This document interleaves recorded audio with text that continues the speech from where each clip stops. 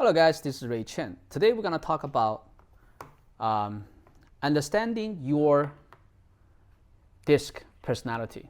It is very important whether you will be working partnership with somebody or if you will do your own business.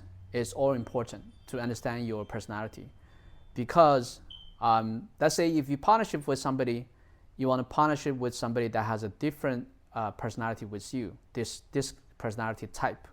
That way you guys can complement each other. Let's say if you are not partnership with anybody, and if you just helping, working by yourself or doing your own business, you still need to understand your personality type. This way, you would know what you will do personally yourself, and also what you will delegate. Right? For example, in my situation, I'm a high D and high I. So usually the high D and high I people, they like to do sales. So for me, so I have two businesses. One business is a real estate brokerage business. Another business is a real estate syndication investment business. So mostly what I do is sales. So for example, in my real estate brokerage business, the only thing I do is I go meet with the client and I do the home seller presentation, and it's signed, then I'm done. Then I send it over, I send the whole package to my team. Then they take over from right there. So there's 4 different personality types. It doesn't mean that you have one or the other. It just means that it's most people, they have 2 dominant and 2 not so dominant personality. So whatever you do, you need to take a test and figure out what's your dominant personality. So for example, there's 4 type of personality types. Number 1 is dominant. So dominant type of personality, they're action-oriented, they're task-oriented, and they are result-oriented. They're looking for result. They don't care about the minute details. They don't care about the minutiae. They don't care about the details. They want result. They want outcome. And they're firm, and they're strong-willed, and they're forceful. So this is one of my dominant personality as well. So usually the easiest way to find out what your personality is or what the other people's personality are is to figure out, to ask them what job they do, right? If they're a business owner, if they're the boss, most likely they have a high D personality. So the second personality is influential, is I personality. It stands for influence. So for the people with influence personality, they are outgoing and they're enthusiastic, they're optimistic, and they're high-spirited, and they're lively. So for most people that have was a high I personality, salespeople. Usually, they're in sales. They like to talk to people. They like to, enjoy communicating with people. So the people with high I personality, usually they're good with sales, and they value, the conversation.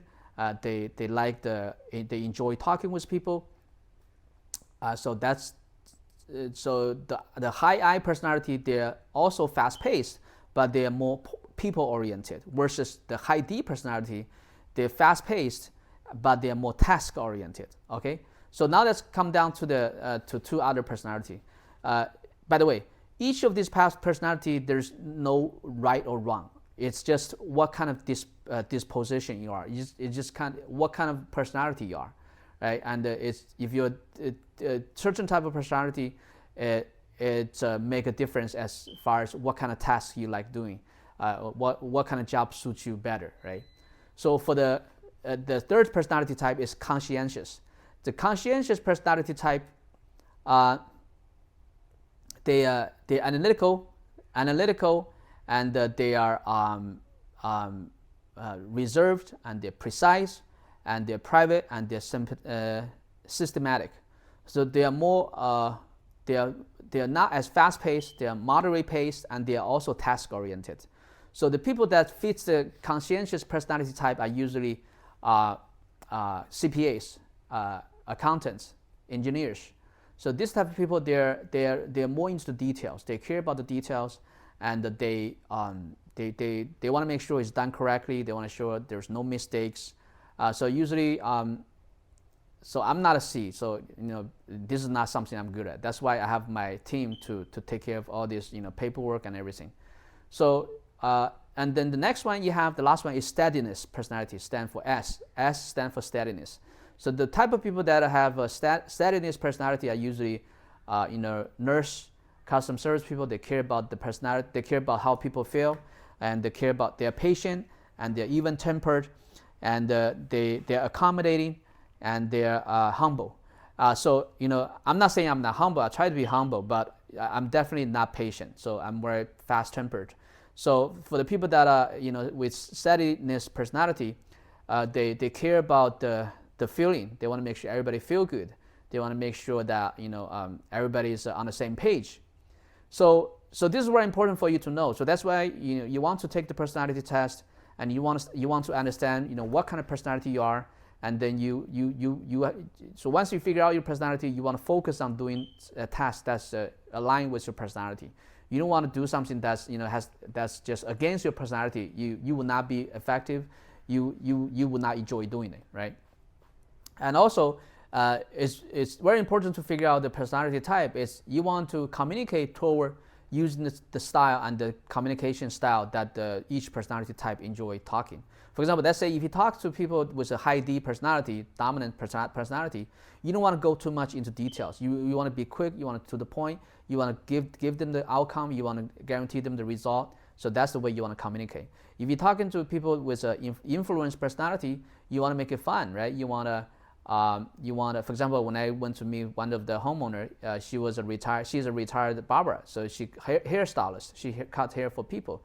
So when you talk with her, you can tell she is bubbly. She likes to laugh. She likes to make the conversation fun.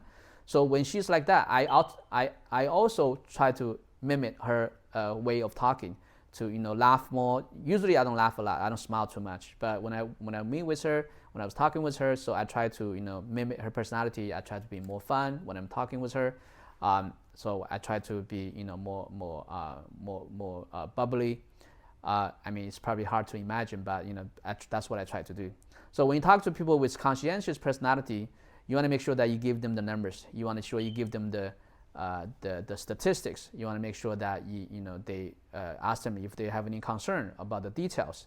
You want to make sure that to make sure they have no they don't have any more concerns. That's what you want to make sure. So when you talk to people with steadiness personality, you want to make sure that they are taken care of. You want to make sure they feel good. Like, for example, this one time I went to meet with a homeowner. She was a retired nurse, and obviously she's a high steadiness personality. So I talked a lot about how we donate to the Children's Hospital of Los Angeles with every sale, and also I talked about how I care about my employee, my staff, how I give them bonuses, before I hire them, I figure out what their wants are, what their they need, what's the reason they want to make the income, who they're supporting. I make sure I offer them a good life. I make sure I give them a good pay so they can support their family.